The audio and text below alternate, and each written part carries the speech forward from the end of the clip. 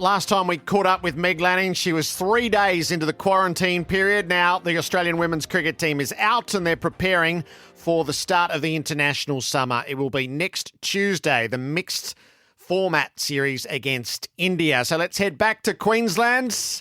Meg Lanning, welcome back to the program. Thanks for having me. How'd you survive quarantine? Not too bad. It was pretty slow the first week, I must admit. But second week I was able to sort of find a bit of a routine and get myself together. So certainly enjoying a little bit of freedom now. Yes, is it a relief to get out into the real world again? Yeah, it is. The first day or so was very strange, actually. Getting back around the group and bit of sensory overload, getting back outside in the sun, but certainly enjoying it, and it's been nice to get the squad back together and start preparing for the series. Did you have any team activities on Zoom or the likes while you were all locked up in rooms very close to each other?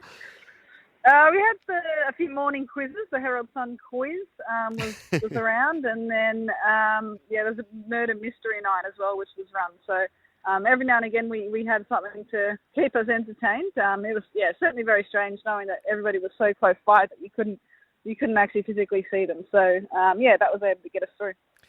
So you lived through that so that you can get out and play cricket. Has it sort of enhanced the level of anticipation for what starts on Tuesday?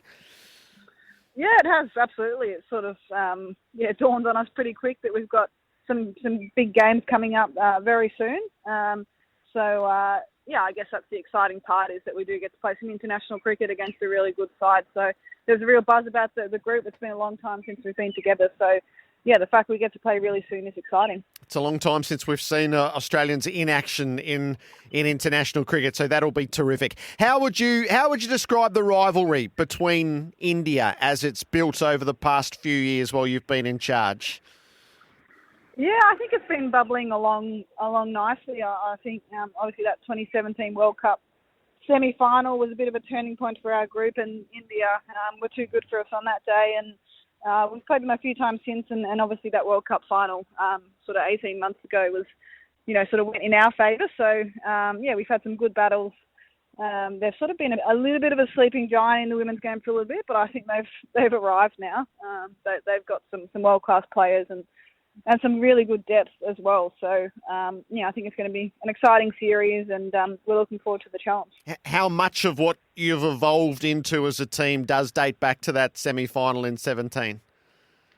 Oh, it played a massive role. It really changed the way that we played our cricket, how we operated as a team, and we just probably weren't getting the most out of our talent and really putting it out on the pitch. So, we're a very, very different team now. We've still got a few players involved who were back in 2017, but the approach we've got to the game is very different. It's a lot more free and relaxed, and really just trying to push the game forward as much as we can. And I think we've been able to utilise the talent that we've got. So it's been exciting to play.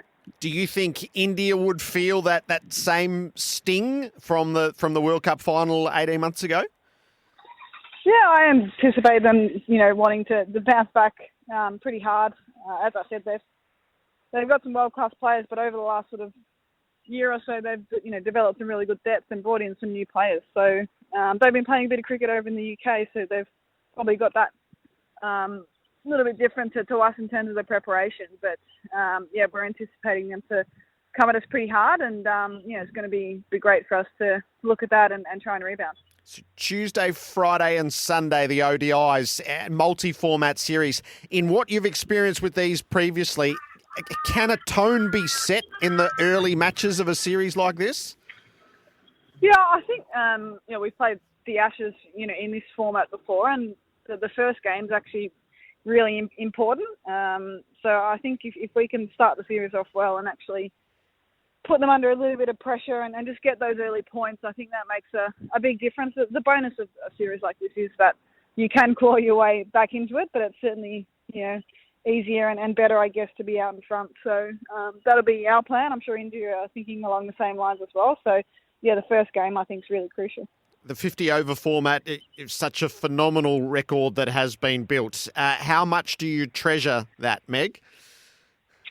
It's an interesting one. I think the media probably speak about it a lot more than what we do. But, I guess, the one thing it does show is that we've been very consistent over a long period of time, which is not always easy to do against very different teams. So I think the best part of it is we've been able to evolve as a team and bring some new young players in, which, again, we've done this series. So, we haven't just stayed with the same team the whole way through. So that's exciting. And, every time we go out there to play for Australia, we want to win, and that'll be no different this series. Does it play to your strengths that it starts with the ODIs? I think with the format we play well, and we understand very well. It's not too helter-skelter.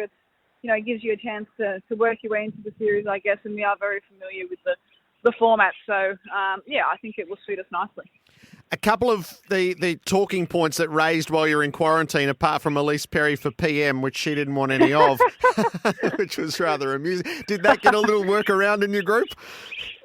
No, just the last couple of days, I think maybe a little bit of chatter about it. But I think David Warner started that off. I'm not sure she'd want to get into that, but it's a good suggestion nonetheless.